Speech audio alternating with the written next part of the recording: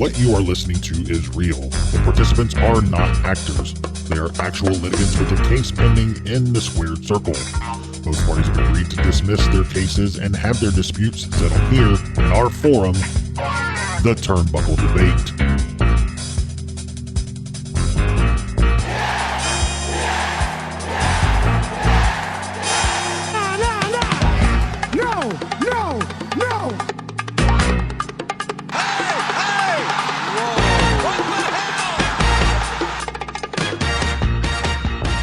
Hey everyone, welcome back to the Turnbuckle Debate. My name is Sneed. I'm Chad. I'm Colton. And our guest joining us, returning guest multiple times from the Chick Foley Show and many other podcasts, Seth. What's up, man?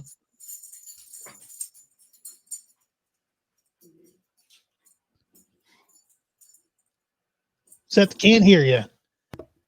There we go. It'd probably help if I didn't have my mic on mute. There we go. All right. Botchamania to get it started after that awesome intro, man. I was saying that I was hoping to get inducted into the Master Debaters Club after this episode, but I don't know if it's going to happen after stumbling out of the gates like that. I don't know, man. I don't think it's going to hurt. I think you're in. No, I think you're in. You're already in there. That's funny. Dude, let everybody know what's been going on with Chick Foley, Pod Warriors, all the stuff you guys got going on over there. Yeah, so follow my beautiful wife, Sheena. She's obviously the star of the show, kind of the originator of the whole Pod Foundation concept at Chick Foley on Instagram. We've kind of gotten back in a good battle rhythm. It took us a couple months getting settled in here in the new place in Tennessee, but we're steady cranking out the pods every week. Me and Jordan, aka the Fig God, we are in the middle of recording an episode of Pod Warriors. We're psychotic. You guys know I'm the biggest Bret Hart fan there is. I'm staring ahead at a wall covered with Bret Hart artwork, and we decided to do a pod basically chronicling every pay-per-view match in Bret Hart's WWF career, 1986 through 1997. So wow, we did it last night. We didn't do the listener mail section yet. We still, because we were just tapped out. We were at 3 hours and 8 minutes when we hit cut, and we're gonna do the listener mail tonight and finish it up. So yeah, be looking for something 3.5 hours, dude. If you want some serious long form podcast, yeah, it's gonna hit this weekend. But it's not just Bret Hart matches. That's kind of like the fishbone of the episode, but we kind of weave in and out through really all the different things going on in WWF, specifically in that new generation era, like 1992 to 1997. So I think it'll be a fun listen. It was definitely fun recording it and doing all the research for it. And yeah, just search the Chick Foley Show anywhere you find podcasts.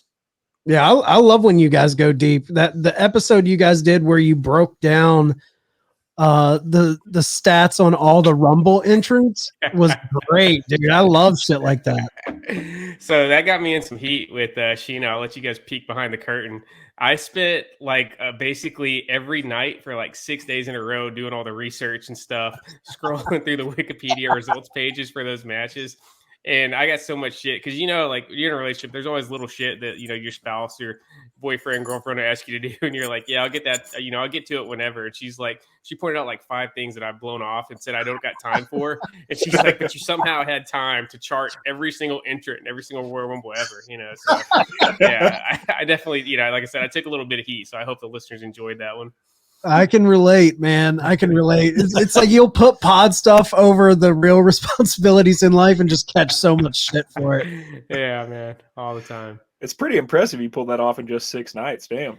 Yeah. It was, I was staying up to 2 a.m, doing stuff. Once you kind of get into a battle rhythm, I was doing Excel, so I kind of got it down pat. I was able to I could basically do a Rumble in 15 or 16 minutes, but yeah, it was still a lot of work, man. That's awesome. And a little heat. Yeah. A little heat. Man, well, I think we probably have some topics that'll get a little heat tonight. Yeah, there's going to be some heat tonight for sure. So if you guys want to get into it, let's go. Let's go. Let's do it. All right. So our first topic of the evening is Bray Wyatt overrated? It's a tough one. It is a tough one. I battled with this because I took a little break from wrestling.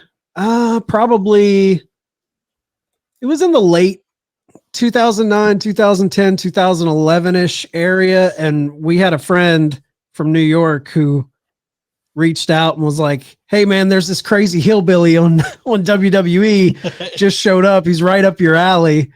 And it was Bray Wyatt. So Bray kind of brought me back. The Wyatt family, the cult angle, I loved that. Always been kind of a big supporter of Bray because I feel like he's a creative mind. But it's like, man, you have so much evidence after you have so much evidence that the guy, he's almost, I don't want to say too smart for his own good, but that interview with Triple H and Ariel Helwani, where Triple H talked about he's like a tornado or a Tasmanian devil and you have to try and rein him in. I kind of got that because I feel like, being a fan, we don't know who's responsible for dropping the ball on the follow-throughs of these stories. Because I feel like the Fiend fizzled out and got ridiculous. I feel like this whole White Rabbit Uncle Howdy thing has kind of started to fizzle out, and it's just like, where are we going with this? So I don't know if to blame Bray or blame the creative, but I think he is overrated. I think Bray is overrated. I think he's one of those guys where I feel like he brings such interesting characters, and my expectations are always so much higher than what he ends up delivering. So yeah, I'm going to say he's overrated. I think, I don't know if overrated is the right word. He's definitely like misplaced, man. I just think he needs to be doing something besides wrestling.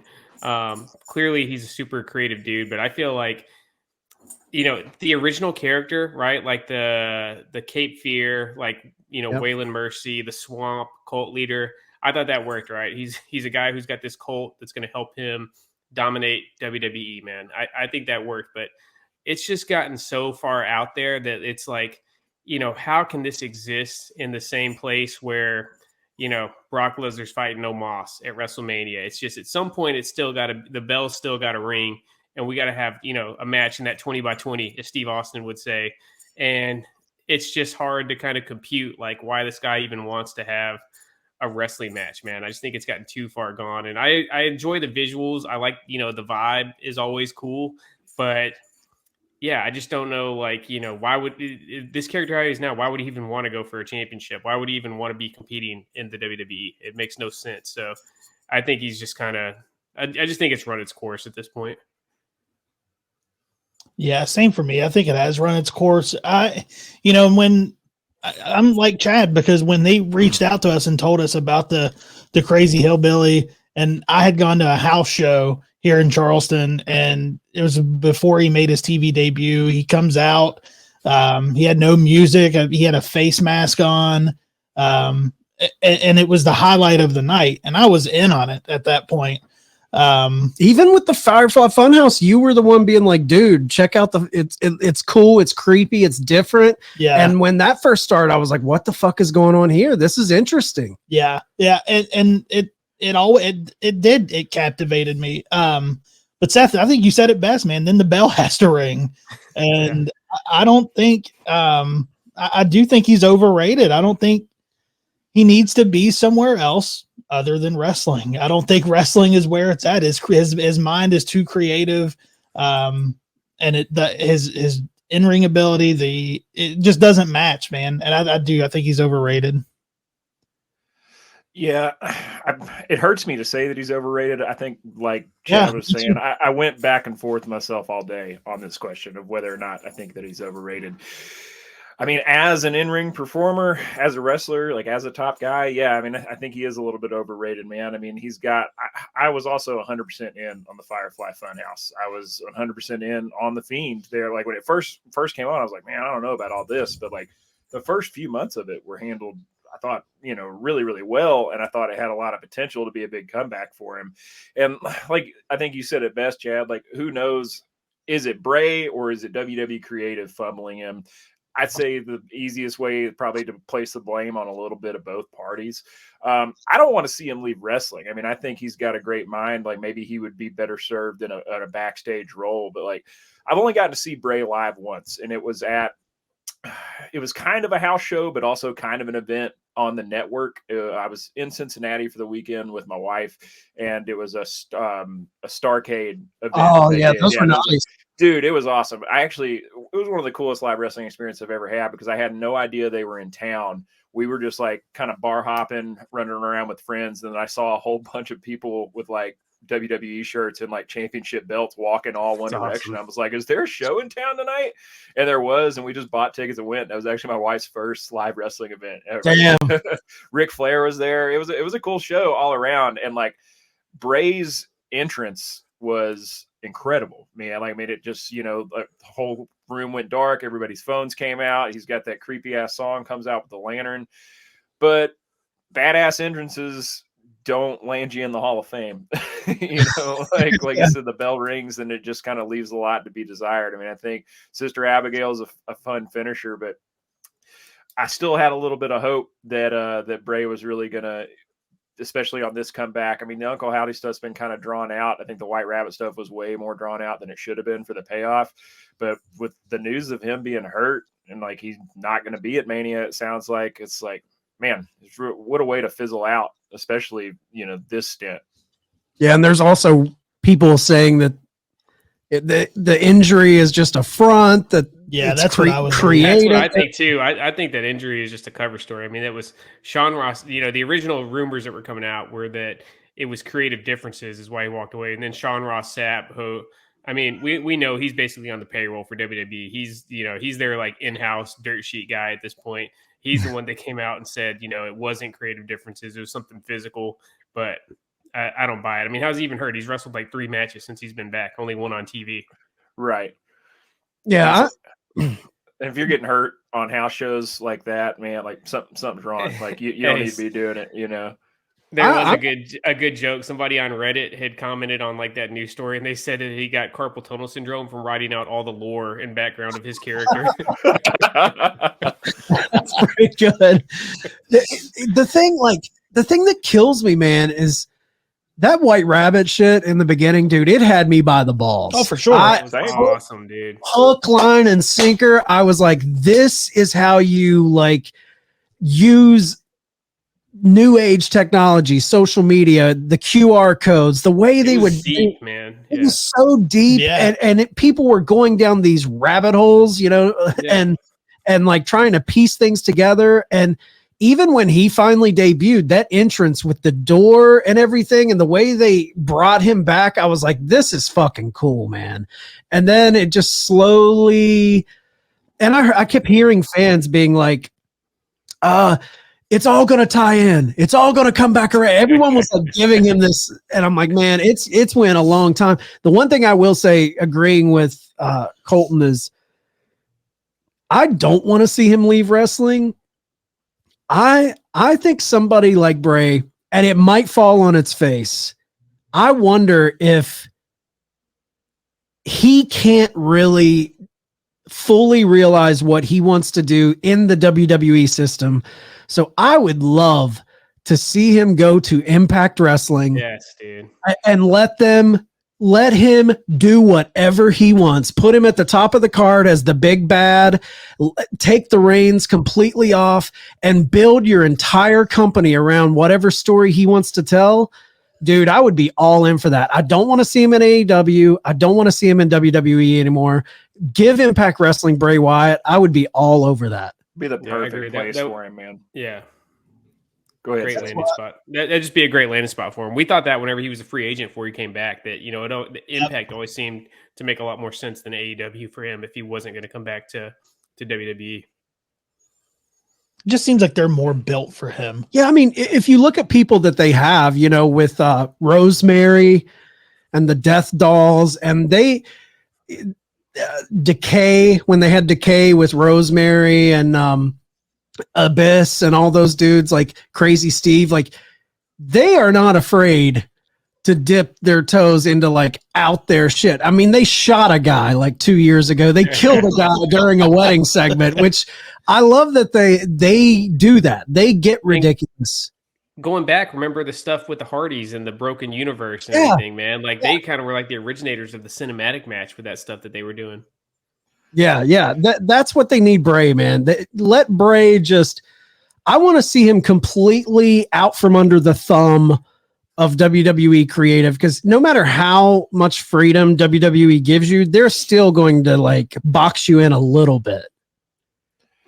Yeah, I would love to see him land in Impact. Or I was thinking, just what does it look like? What does Bray Wyatt look like without the machine behind him? And I could see it going either way.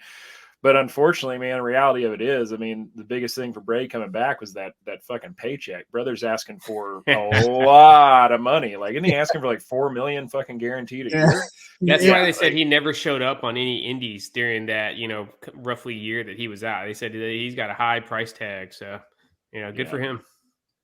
I mean, when you're churning out Fiend dolls and all the shit that was attached to him, I get it. I just wonder if he's priced himself out of actually having a little bit of freedom, Bro, that we were talking before we came on there about that SmackDown show we went to in Memphis with Hawk.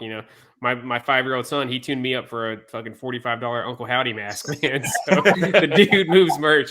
They had a whole wall, dude. They had John Cena stuff, Roman Reigns, Usos, Bloodline. He zoomed in like a freaking laser beam. He's like, I need that Uncle Howdy mask. And it got to that point where if you're a parent, like, okay, if I push back on this anymore, it's about to be a scene. So I caved, and I got an Uncle Howdy mask in my house now, man.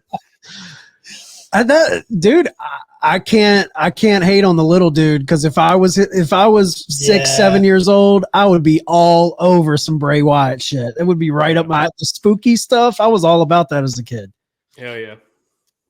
And I'm not real big in the modern WWE figure collecting, but that burnt Fiend figure that they came out cool. with, it's awesome, dude.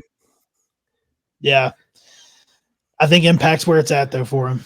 I would love it. I mean, just a change. Yeah. I'm really, really intrigued to see how they book themselves out of. I think they booked themselves into a pretty deep hole. I think anything with Uncle Howdy right now is like going to be underwhelming. Yeah, like short of them making a feature-length film and it just turned into a movie. I just don't know how you pay it off, man. Yeah. So if he leaves WWE, do you think that he will go somewhere else, or do you think he'll put his price tag so high that he doesn't go anywhere? I guess it depends on if he wants to fully leave pro wrestling and just go into, there was rumors that he was going to start doing horror movies or something, maybe, but I don't know, man. He's from that family, the Wyndham family, Barry Wyndham and the Blackjack, all of those dudes. So I'm like IRS. I just feel like he would get bored with anything else, and everyone always comes back to the game, especially when you're somebody like him. I feel like he would come back, and I feel like he'd have to drop his price tag to go elsewhere. Yeah. Should be interesting to see. But his family does have ties to, I feel like IRS, all those guys are so entrenched in the WWE product. I know Barry Windham cut his teeth in WCW, NWA, and all of that. I would be shocked if he went to another company. I really would. It would be so weird to see him with a Impact as much as I would like to see it. It would be very strange. They better watch out. He'll send the stalker after him. Yeah. Nothing is more depressing than Survivor Series 96 and Barry Windham's wrestling in a pair of camouflage pants and just a fucking WWF t-shirt with the sleeves cut off. It wasn't any kind of branded stalker shirt. It was straight up like the most generic WWF shirt possible with the sleeves cut off. Like, he looked like he should have been at like the fucking VFW in Morgantown, Kentucky. Oh, that's so heartbreaking, Such man. a fall from grace, because Ric Flair has said that Barry Windham's like one of like the top 2 or 3 like most naturally gifted wrestlers he ever got in the ring with, and it's crazy they couldn't have found anything better for him to do when he had that last little blip with WWF. Dude, he was one of my favorites in like 89, 90, 91, 92. I love Barry Windham. His Galoob figure was one of my favorite figures in my collection. I loved it. Man. All right. Anybody have any final thoughts before we move on? No. All right. So our next topic of the evening. AEW Collision. Collision. Will it be a success or a failure? So this Seth, was my you- topic. I tee this one up, man. I'm hoping, I'm rooting for it, man. And I feel it's got kind of the deck stacked against it. Last I heard, this is going to be a Saturday afternoon, early evening show at 6:05, like the classic TBS WCW time slot. That's what you guys have heard as well. Yeah, it's like Saturday night. Yeah. WCW Saturday night, 6:05. That iconic time slot. Yeah, and I'm hoping that's the vibe they go for, man. I think it needs to be something. It doesn't necessarily need to be live. I feel like it needs to be taped on its own, man. I don't think it needs to be like a, before Dynamite or after Dynamite type deal. I think it needs to be on its own, have its own vibe, and I think they need to go for that WCW Saturday night thing, dude. Give us a handful of squash matches or showcase matches, if you will, to just heat some guys up and give us like one featured match every week. I think it should be kind of like what they were originally going for on Rampage. That's what it should be, but lean into that WCW Saturday night vibe, give us a couple good promos, stuff like that. And I don't necessarily need to see Kenny Omega or Mox and guys like that on the show. Like, let it be a chance for the mid-carders to shine. Yeah, I agree. I think it will. I think it'll be a success in the fact that the time slot alone, I think you're going to be able to get a lot more eyes on the product that Saturday at 6:05 than you are at 10 o'clock on a Friday night. That's just such a bad time slot to have any show, man. But I like what you said. I do think it does. I think it needs to be it needs to be taped on its own. And I think that's one of the biggest problems with Rampage as well, is that they record it right after a Dynamite taping, and the crowd, I mean, it's so hard to keep yourself, energized for another taping of another show. If you're on the East Coast, that's, you're pushing 10:30 by the time they're starting to record on that, man. And like, unless it's a badass match, like, you got to have one eye on just getting out the door and getting back to the crib. Yeah, so recording it on its own will be big also, and I hope they do that. But I think it'll be a success in just the time slot alone. And yeah, and the Rampage, they don't even it's not live to tape. They tape about an hour and a half and edit it down. So the best Rampages are the ones around pay-per-views when they're live. Yeah. I think it depends on what we're deeming a success or failure. Like, I think it's not going to be blowing the doors off of ratings, but I think it's a success in the fact that Warner Brothers Discovery is asking for more content from AEW. Everyone wants to shit on AEW saying, oh, Rampage is doing terrible numbers. It's doing really good numbers for the time slot for that channel.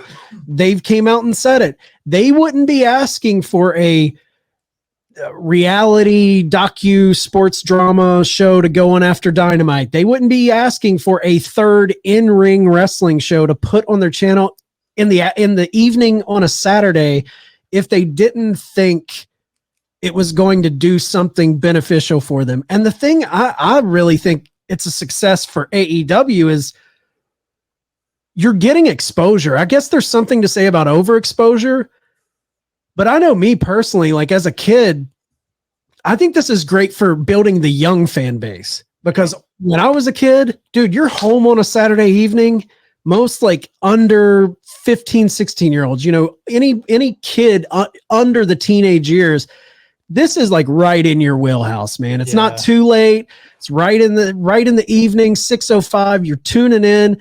And I think this is a good way. This will be successful for AEW to drive new fans to the flagship show on Wednesday nights at 8 p.m. Dynamite. I think having this much exposure on television, this is better than Rampage.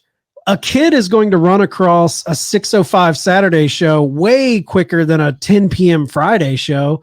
So I think all of this type of stuff is the long-term things they need to slowly build up their fan base. I think as fans, like, we get a little jaded sometimes thinking about these ratings with WWE and AEW. And dude, it's hard to build a consistent weekly fan base to tune in every week. WWE's had it for years. And it's not just the fact that Raw's been on TV since 93. We're talking about WWE programming has been on our televisions for a long, long, long time. Superstars, primetime wrestling, all of that stuff that came before it. They've built up where it's just people just know that brand. AEW's in their fourth year.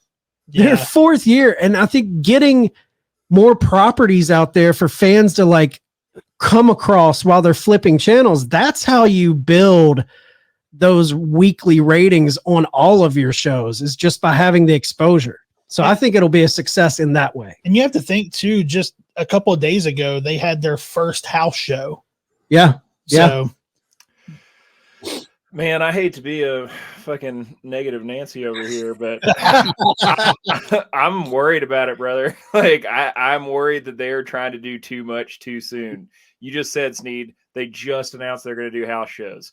They just announced AEW All Access, which I know is going to be something completely different, but still, like it really makes me, I think it has the potential to be a success, and I think it's good that Warner Brothers Discovery Media is asking for more from them, but like they're only in their fourth year, man. Like, I don't know if they're ready to have a Wednesday night show, a Friday night show, and a Saturday night show, especially when we're doing pay-per-views pretty often on Saturdays. So how's that going to work? Are we done with Saturday pay-per-views altogether? Everything it could be a lead in. It could 605. It could be a lead in to. And so, I mean, I want to see it succeed for sure, but like, you know, I don't think WCW needed Thunder when they got it.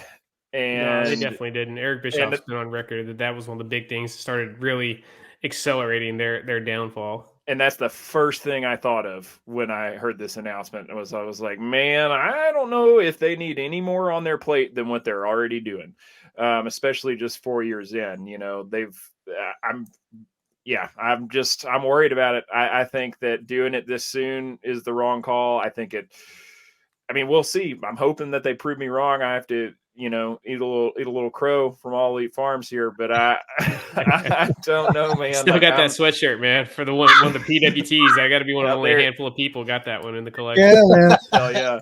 But yeah, dude, I'm worried about it for sure. I think it's I mean, I like that time slot. It's cool to see something come back with that, but like, do we need Rampage at this point? We're going to have a 605, 605 show on a Saturday. So I think if they're going to attempt to do house shows, Dynamite, All Access, and Rampage and Collision all in 1 week, man, it's a tall order for a young company. Yeah, I'm rooting for it as well, man. Some of like my warmest, most fond wrestling memories are being at my grandparents' house on a Saturday evening and watching, WCW Saturday night with my grandpa while I'm playing with my wrestling figures and stuff in the living room floor, man. I hope that, like I said, if that's the vibe they go for, I think it'll be great. If it's another 2 hours of just AEW TV with no change to the format, it'll be whatever. I'm a little bit trepidatious about it because, to me, Battle of the Belts, I thought that was going to be their version of Clash of the Champions, and I've been really let down by Battle of the Belts, man. That's been probably the most underwhelming thing AEW's done, 100%. in my opinion. Like, I thought that was a cool opportunity to have. I thought it was going to be I think it may not even be on AEW. It may just be on me having my expectations out of whack. When I first heard it announced as a concept, I thought that these were going to be like big shows to bridge the gaps between the pay-per-views, and honestly, they're kind of like episodes of Rampage that just got a couple of title matches on them. So they're shit. They're terrible. Let's be honest. Battle of the Belts are terrible. They should be good though, man. I feel like that's an hour of TV. Like I feel like people would be licking their chops, man, for a good hyped up episode of AEW. Like, think about how hype we get for stuff like like Winter is Coming and like Beach Blast and stuff like that. Those are damn near like a pay-per-view. That's the way we treat them in our Facebook group and stuff, man, when they're coming up. And I feel like Battle of the Belts could be the same thing. So I don't know. I think the ball's really in their court. They could make this thing a success if they want to, but it may be something where they're just looking for some low effort, like you said, just throw another hour of TV because it's cheap for the network. And regardless of what any of the smarks want to say about the ratings, wrestling is still doing better than damn near anything else besides live sports on TV. Yeah, I think the thing with Battle of the Belts that killed me too, like they don't really shoot angles, and people don't really. Modern wrestling fans who didn't really grow up on early 90s WCW, dude, those Clash of the Champions shows, those were like hot angles being shot on those shows. Those shows were phenomenal. Well, those shows were big for me because we never really got to order pay-per-views. Same. And that's what those felt like for me. They were huge. I think the difference here, just to push back on Colton and the Thunder thing, I'm with you. There is definitely a big part of me that's like, I don't want them to spread themselves too thin.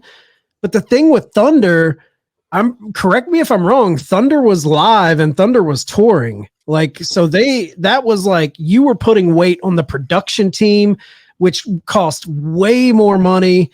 I see this 605 show as almost like when they go shoot ROH and when they go shoot, the dark tapings at Universal Studios, do that, film out some episodes.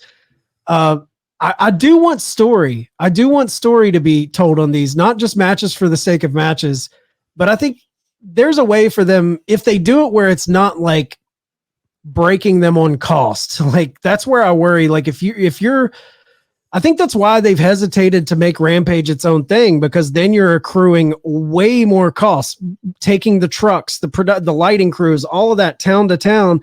That's where you start like really bleeding money. But I think that's why they rarely do it live. But hopefully it's not like WCW and Thunder and all that. But I'm hopeful. Like Seth, I just have such a sweet spot for.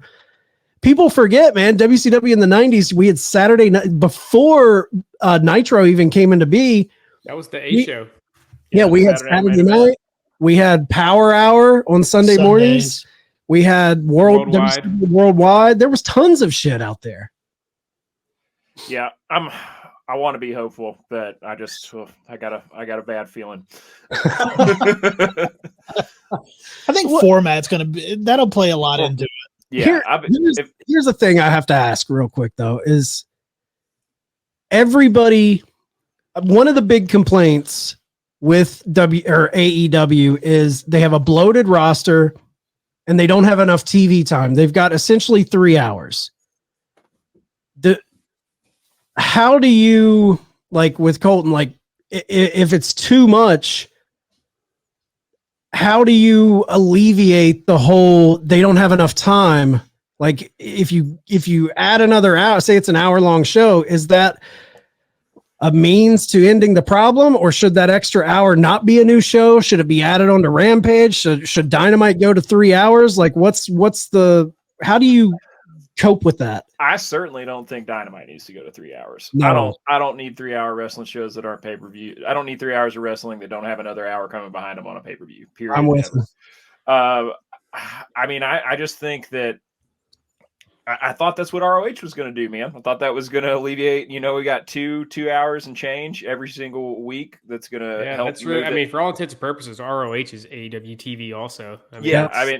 So far it is its own product, which I've been a big fan of, but like, that's where a lot of this bloated roster is going, man. And I think, I say they just got started, but I mean, they've been taping since early February, maybe even before that. So, for them, I guess they're not just getting started with ROH, but it just feels a little soon for me. I mean, I definitely think it's especially if it gets more of like a studio, like style feel. Like, I think, definitely it's not live, it's not touring. Yeah, looking at it from that way, it's got a lot more potential to be success. I mean, maybe it's something you just do at, Daly's Place every week. I don't know. That would be cool. That would be very Daly's cool. Place AEW injected in my veins, man. That was as much as the pandemic sucked, Daly's Place AEW was awesome. It just feels like a lot at once. I mean, like I said, ROH just got started. The All Access show, which I'm sure they're just, that's all behind the scenes shit. But I don't know. It's a lot to commit to. It feels like a tall order for so soon. What do you think, Sneed? I don't know, man. I'm about it, man. It's that Saturday 6:05. It could be great. It could be great. It just depends on where they go with it. I got a bad feeling it's going to be Rampage, but on Saturday evening instead of Friday night. I have a bad feeling it's not. I don't think it's going to be must-see, compelling TV. In that way, I think it's probably going to be a failure. But as far as like getting the name out there, getting the product out there, because I still think there's a lot of people out there that don't know what the fuck AEW is. I really do. I think there's a lot of people out there that either one, don't know what it is, or two, are just kind of heels in the sand. That's not WWE. I'm not watching it. Sure. So, and that's why I think house shows are going to be good for them too, because they're going to different towns that don't get to see, you know, the TV they don't have TV come to them. You know, they're going to smaller towns. I think that's where you really get the kind of the intimate, get to know the wrestlers. You know, I've been to WWE house shows. They're a lot more accessible to the crowd. They play with the crowd a lot more in those house shows. And WWE, they're on record. They've been operating their house shows at a loss for years. Like, the house shows aren't a moneymaker for them. Like you guys mentioned, it's straight up just a way to deepen that relationship with the fan base and get you paying, you know, get you buying the merch, get you tuning in on TV, get you subscribing to Peacock or the WWE network, whatever it is, just to, like I said, to make you a lifelong fan. That's what they're doing at those house shows. And it's obviously, it's got to be effective because they've still had them running, even though they're losing money on touring for those things. That's why companies like Impact and AEW haven't done house shows, just because it's not a money-making proposition. It's something you're just doing to get the brand out there. Yep. Yeah, WWE house shows. I'm not a huge WWE fan, but I enjoy the house shows. And I've been to house shows before where if I screamed, it would scare everybody in there. So, man, I'm happy to see AEW doing house shows, but that's part of the reason it makes me worry about this program. Is like, we just had our first one, like fucking bake one cake at a time, man. Damn. Like, you know, like Toe said a few weeks back, he's like, you can't just keep putting cakes in the oven and not turning it on. Because you're just going to have mush. Like, that's a good one, man.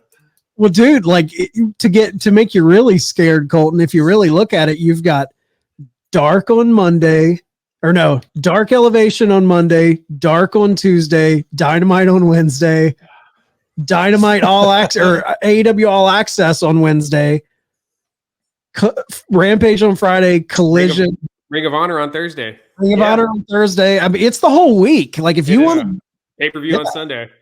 Yeah. Whole week. Tony Khan universe. Buckle up. All right. Anybody have any final thoughts before we move on to our last topic? I hope it's good. I hope it's good. Yeah. I hope it is. I have big hopes with that Saturday 605. I don't know. It's something about that. It's a sweet spot, man. Yeah. Johnny B. Bad defending the television championship against Arn Anderson on a Saturday evening in the summertime is like fucking core memory for me. So find a way to bottle up that feeling and bring it to the modern age, and it's going to be smash hit. WCW Saturday nights where we got the debut of Macho Man. Yeah. Macho Man debuted on there. He came through the robot doors that would open. All right, we'll move on to our final topic of the evening. I wish there was a topic going to have a little bit more debate behind it, but better heel, Roman Reigns or MJF? Just go around, everybody go around the horn and just say who they think. MJF. Roman Reigns. No competition, MJF. No, man. I don't think MJF is playing a heel. He's not a real heel. He's doing satire of what a wrestling heel is, man. Roman he threw is a fucking drink. Villain. He threw a drink on a fucking kid. He dropped tequila on a child. He's doing old school, like, territories heel shit, like insulting the crowd. I don't think it's cheap heat. A lot of people say it's cheap heat. I don't think it's cheap heat. I think it's him being it's the high art version of cheap heat, man. I think he's in on the joke, and that's why it's not cheap heat. Yeah, I mean, I just love, and I'm biased in this, Seth, and I don't know if you know this about me or not, but I just can't fucking stand Roman Reigns. The only reason he works as a heel for me is because he was shoved down my fucking throat as a babyface for years, and I was never able to accept it.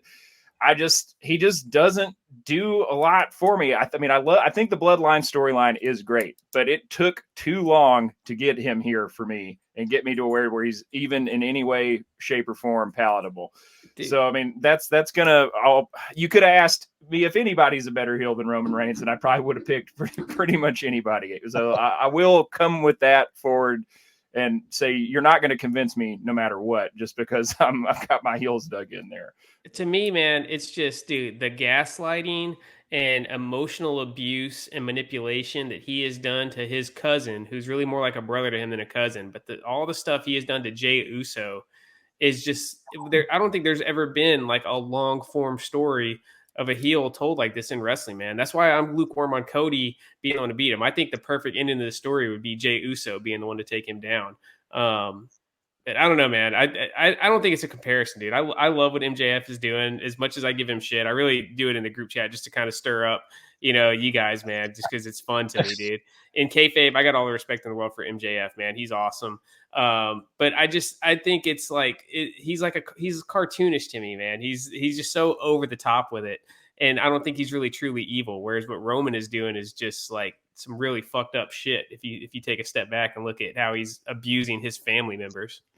Yeah, fair enough. When you put it like that, yeah, it is some pretty fucked up, deep middle game shit. That's on a whole another level. For MJF, he's heat seeking, man. He's doing a badass job at it, man. He really is. But I just think I feel like I've seen people like MJF before. I don't think in all my years watching wrestling, I don't think I've seen a character quite like Roman. And if you want to give the credit to the writing staff and the booking, that's great too. But I do think that he's done his job of playing the part when he goes out there on camera. Here's my thing though. Who is in the better story? Roman. I mean, they've built this story so long, it's kind of hard to argue with all the ups and downs and ebbs and flows. And when did this start? Pandemic, right? When did Heyman?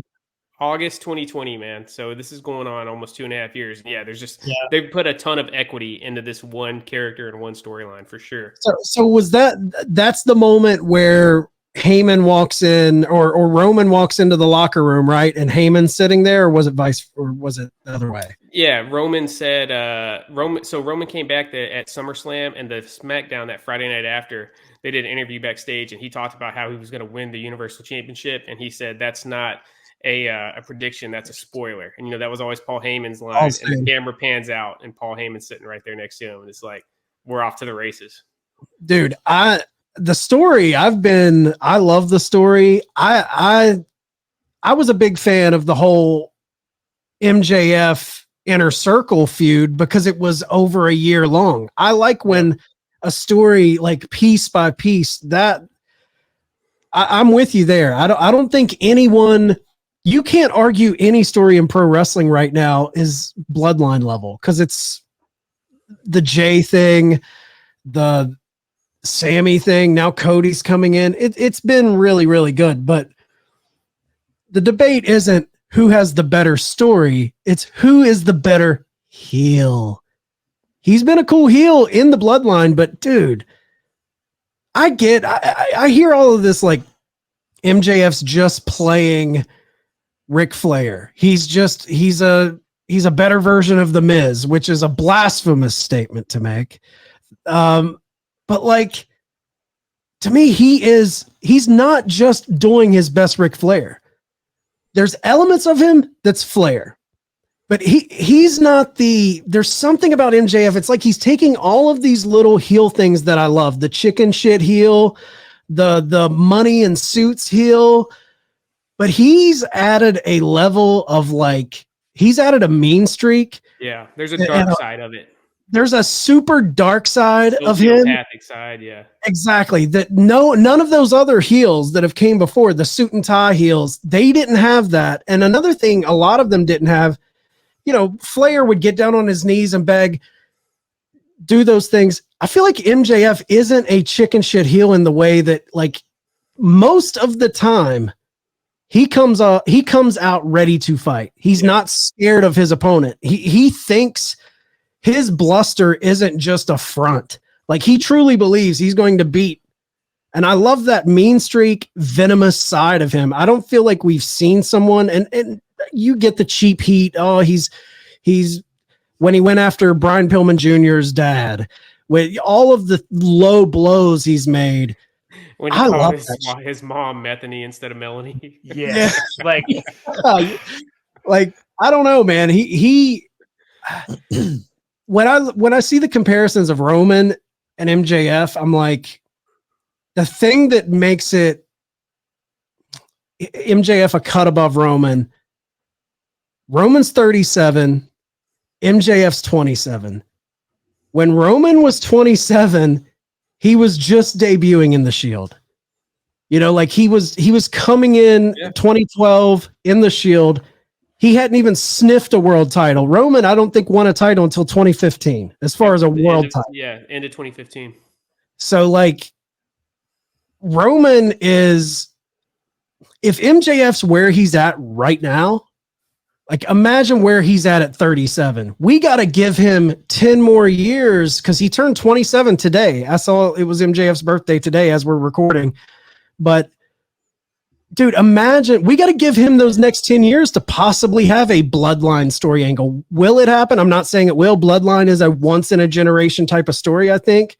But it's possible, man. The kid's 27, just won his first world title at 26.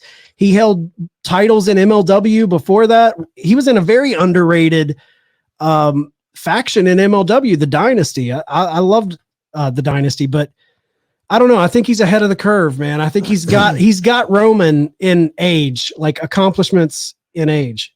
Yeah, and Colton made a really good point talking about all the failed attempts to make Roman the top guy. That's actually helped this character. You know what I mean? That's kind of like the fuel that has kind of been like what's really kind of powered this whole run, is all that background we have of the fans just booing Roman and never accepting him as a babyface. That's what's also made this so compelling. And you're right, MJF didn't do that. MJF is doing this really kind of just off his own 2 feet, going out there and making the fans hate him. So I'm going to point them in that column. But I'm just, you know, and you're 100% right, dude. If it's the NFL draft, you're taking MJF 10 times out of 10 just off the age and injuries. Roman's winding down. He's definitely got, you know, a limited amount of years left ahead of him, at least as a full-time competitor. But if I'm drafting tomorrow, man, if I'm drafting for the next 6 months, I'm still going Roman. All right. So the question is, who is the better heel? So they're two totally different heels. You know, and you can break it down as simple as Roman wants that adoration of the fans. He wants to be acknowledged by the fans. He wants the fans to to acknowledge him. MJF wants the fans to just fucking hate him. That's so true, man. He doesn't care if they acknowledge him. He wants those fans to hate him. And, you know, the thing with Roman, you know, I think we're seeing Roman in his final version right now. I don't know much more evolution to him as far, you know, Seth, you said he's winding down. I think we've seen him in his final version.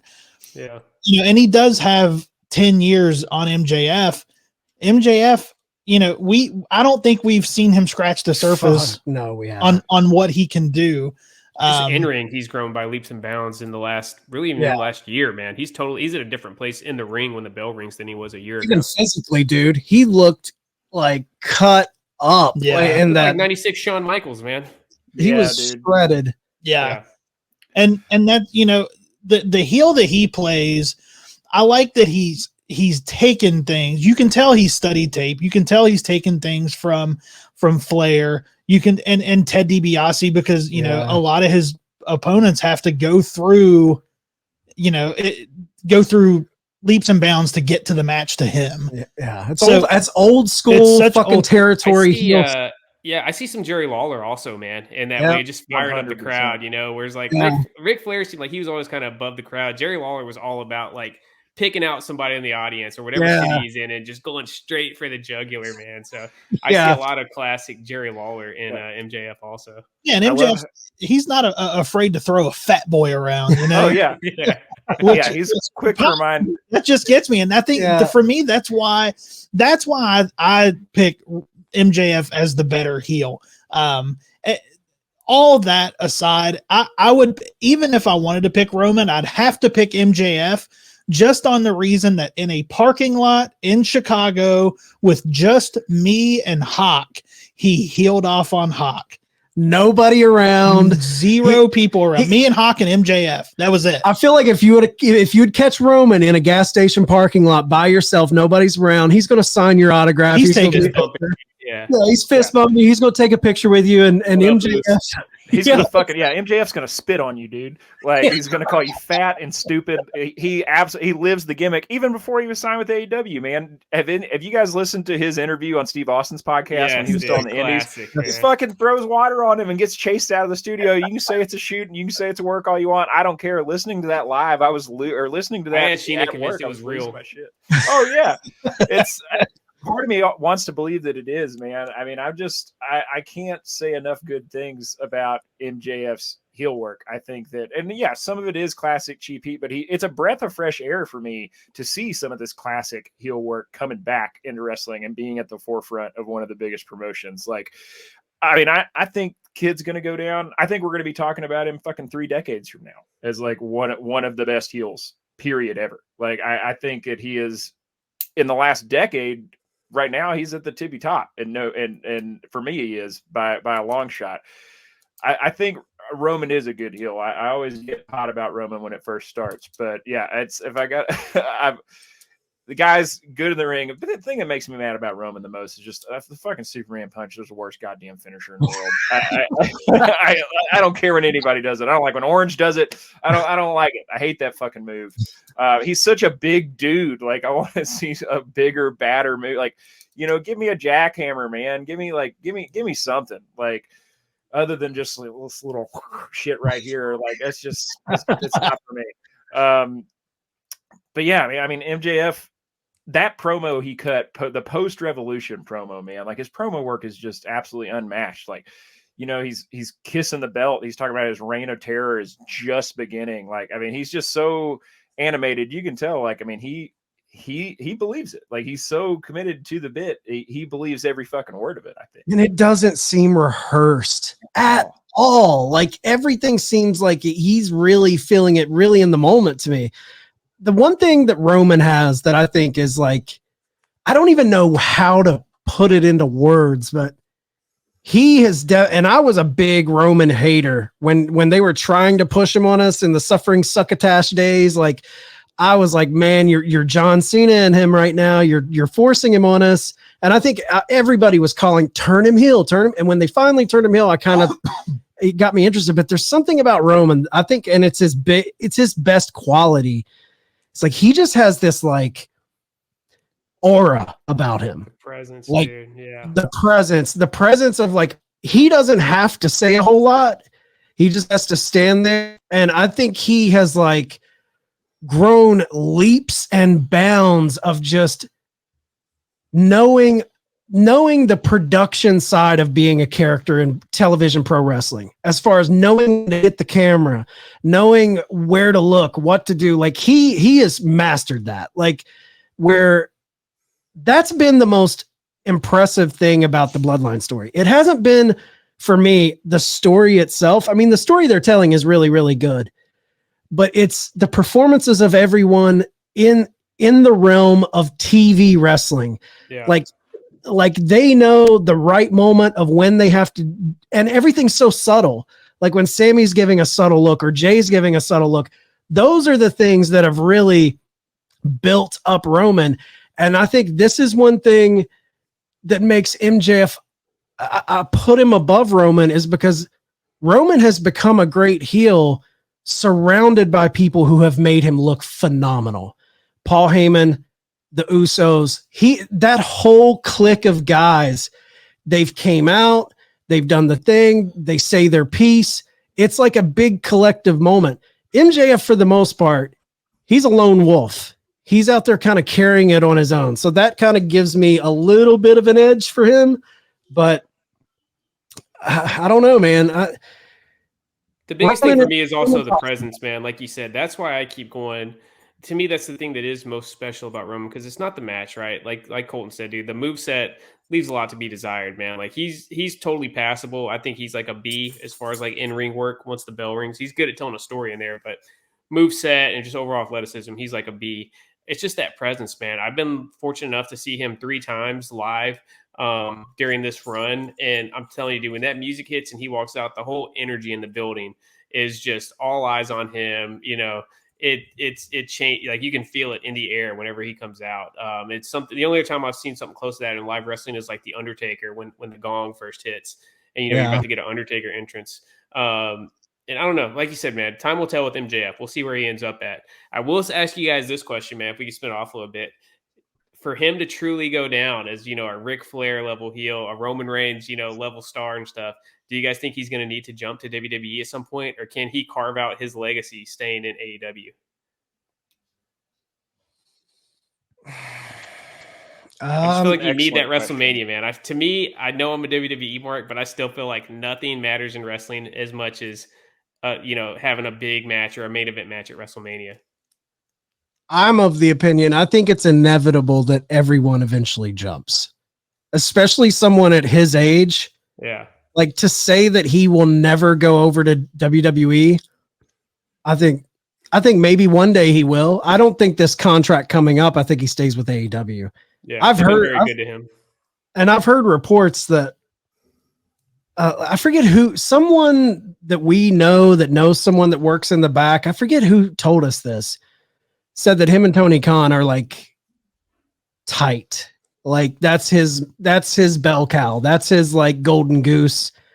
And it kind of shows in the way he's treated people that have, you hear Dax complain about the Pinnacle. It's because MJF got to do what he wanted to do because he had the boss's ear. I feel like Tony knows what he has, but I wouldn't be shocked if he went to WWE in the next 10 years, like within the next contract cycle, possibly. I don't know if he has to have that. I mean, I guess time will tell with the landscape of wrestling, but I don't know if he has to have that. Well, I mean, I'll throw this question out.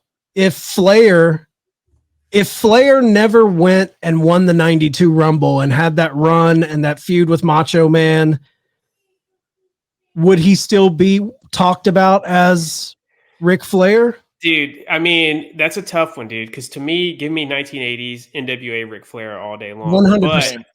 Dude, if you're looking back now, dude, the stuff, I guarantee you, the first thing that's going to pop in most wrestling fans' brains when you mention Ric Flair is that 92 Rumble win and that last match with Shawn. And both of those happened under a WWE banner. I feel like if Flair had never come over, he'd kind of be where Dusty Rhodes is, man. Like obviously we know Dusty's an all-time legend, but Dusty's doesn't get nearly the credit for the in-ring stuff that he did that he should. If you look back at the stuff he was doing in the Florida territories and in NWA in the 80s, man. So I don't know. We'll see. I think this is more of an AEW question than an MJF question. We got to see how they continue to grow and if they're going to be, if they're going to have memorable, if their events are going to truly be memorable and resonate years from now.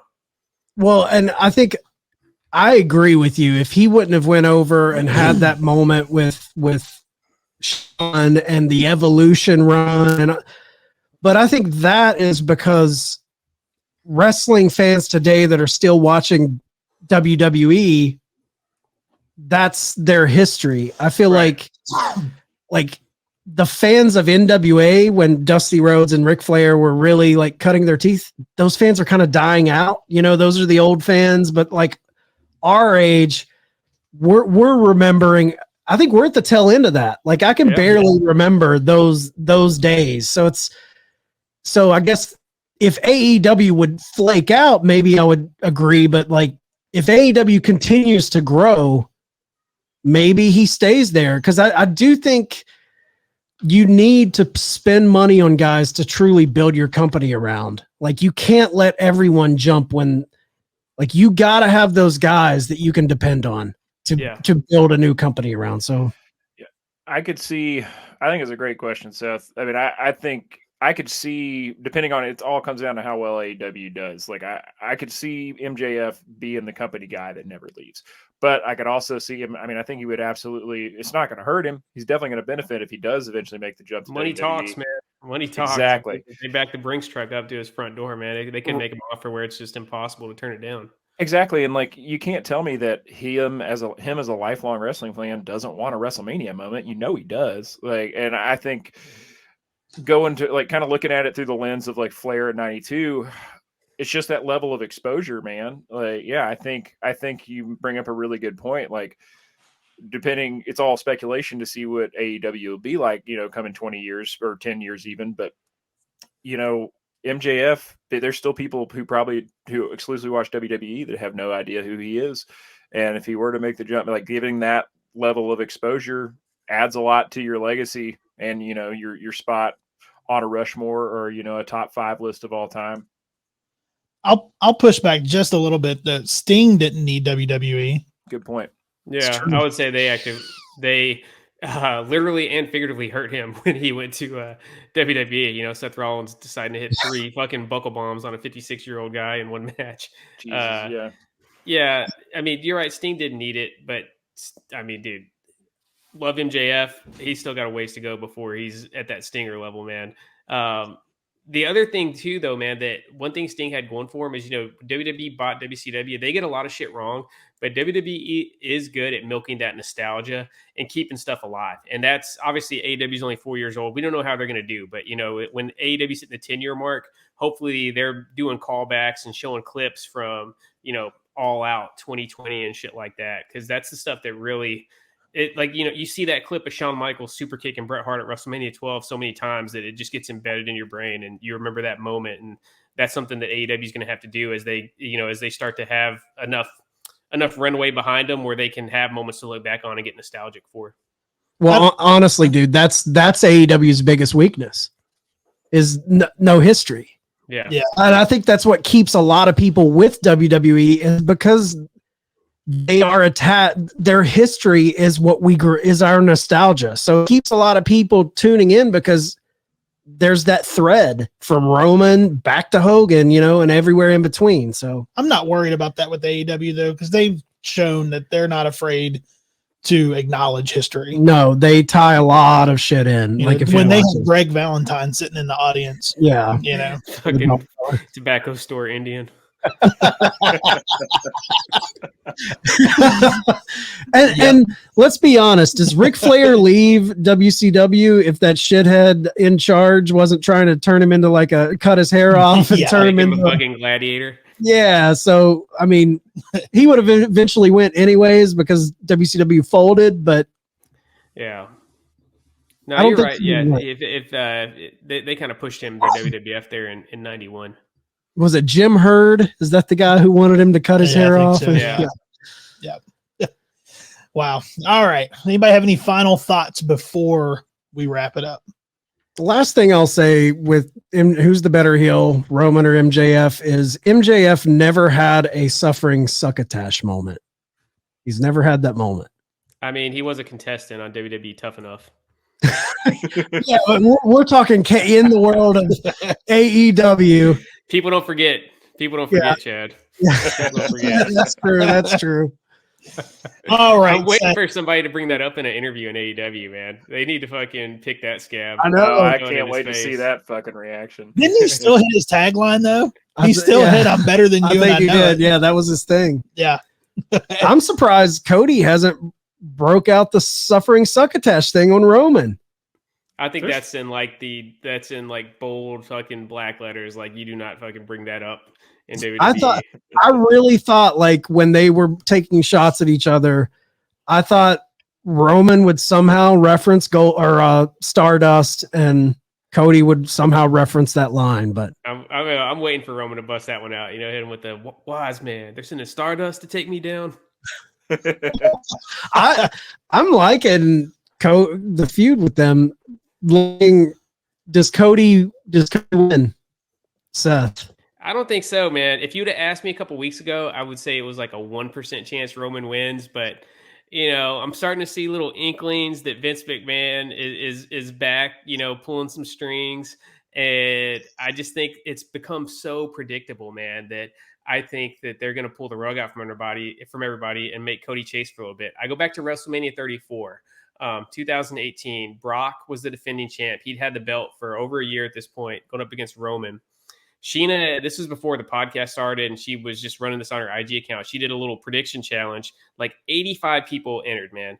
Out of 85 people, everybody picked Roman except for one person. There's only one person that picked Brock because it was such a foregone conclusion, and Brock ends up winning that match, man. And that's kind of what I'm thinking here. I'm thinking it's getting too predictable. They don't want to end WrestleMania flat because I think Cody's starting to cool off just a little bit also, man. I think Sami Zayn stole some of that babyface thunder from him. And I think Cody's cooling off enough that it's not going to be just a fucking explosion when he does win. And so I think they're going to have Roman beat him, piss everybody off, and stretch it out to SummerSlam or, you know, some other big show they got coming up. So I'm calling it now. I think Roman walks out of Mania as the champ. And the other thing, he's less than 100 days away from having a 1,000-day reign. And I feel like that just seems like something, WWE is all about branding. That just seems like something they'd be all over. I can see the merch from here when Roman hits 1,000 days. Yeah. I think AEW sent someone to take down the tribal chief, man. Send him over. They would be good for them for business, because then you would have something you could always have an example to show any big AEW star that they decided they wanted to court. You know what I mean? Like, hey, let's look at how well we treated Cody in his first year when he came back. Yeah. I think I think that's why he's put in the position. I think Bischoff or someone came out and said, like, he's getting pushed. I mean, he's good, he's popular, but I think the initial idea of bringing him over was to hurt AEW in that bridge back, because before that we had only seen traffic going one way. So he's kind of built a bridge and showing that it's acceptable. The fans aren't going to shit on you. Like, even the Smarks accepted Cody jumping from AEW and going back. Like I said, I think he's the man, dude. As much as I shit on him, like in character and stuff, when we did our 3-year anniversary show on Chick Foley Show, I said he was the best wrestler of the Chick Foley Show podcast era, just because he's been so freaking influential, man. Like, nobody can touch him on the amount of influence he has had on the last 5-6 years of wrestling. It's incredible. And I think he made the absolute move. His gimmick, he was getting AEW. Everybody wanted him to be a heel. He went over there. He gets to be what he wants to be. And the only way to have an epic return is to leave the company. And I do think he'll return to AEW one day. It's going to be years from now, but he'll be back one day. Dusty did the same shit. He hopped around. Cody will do the same thing. Yeah, I've always said Cody's the modern day Jeff Jarrett. I think that's what he's going to do. Wherever the fucking sun's shining the brightest at, he'll go there for a couple years and just kind of go back and forth between the companies as it, whatever's convenient for him. Yeah, man. Man, this is a lot of fun, Seth. We had a blast. Tell everybody where they can find you. So once again, you can go to chickfoley.com. You can get access to our store on Spring, links to the podcast, links to the Patreon, and most importantly, just follow my wife at Chick Foley on Instagram. She always keeps some interesting content going there. I'm always sending her stuff to post and everything. So keep the content flowing, and just check out our podcast, man. Chick Foley Show, anywhere that you find podcasts. Thanks again for having me on, guys. Colton, it was awesome to pod with you for the first time. I'd been beaten up on Tom so many times coming on this show, so it was nice to have somebody I just go back and forth with. Didn't just spend an hour just dunking on. Yeah, man, great to finally meet you in person, man. Especially considering we're from the same neck of the woods and didn't even know it. Interesting enough, Chick Foley Instagram is how I found the Turnbuckle Tavern. There you go, man. So yeah, meant to be. Love it, man. Love it when things come together. Yeah, it all comes together, man. Awesome. It all comes together. Well, I hope we don't have too much heat with Sheena for taking you away tonight, Seth. It was it was a lot of fun. Make sure you guys are following the turnbuckletavern.com for all of your tavern needs. That's going to wrap us up for this edition of the Turnbuckle Debate. Normally, this is Tom's spot. Colton, it's your spot now. Get your shit in. All right, guys. Give me a follow on Instagram at mullet.mania. Also catch me and Ace on the Turnbuckle Tavern YouTube channel every Thursday at 10:10 for Honor Society recap and ROH Weekly TV. So awesome. Court is dismissed.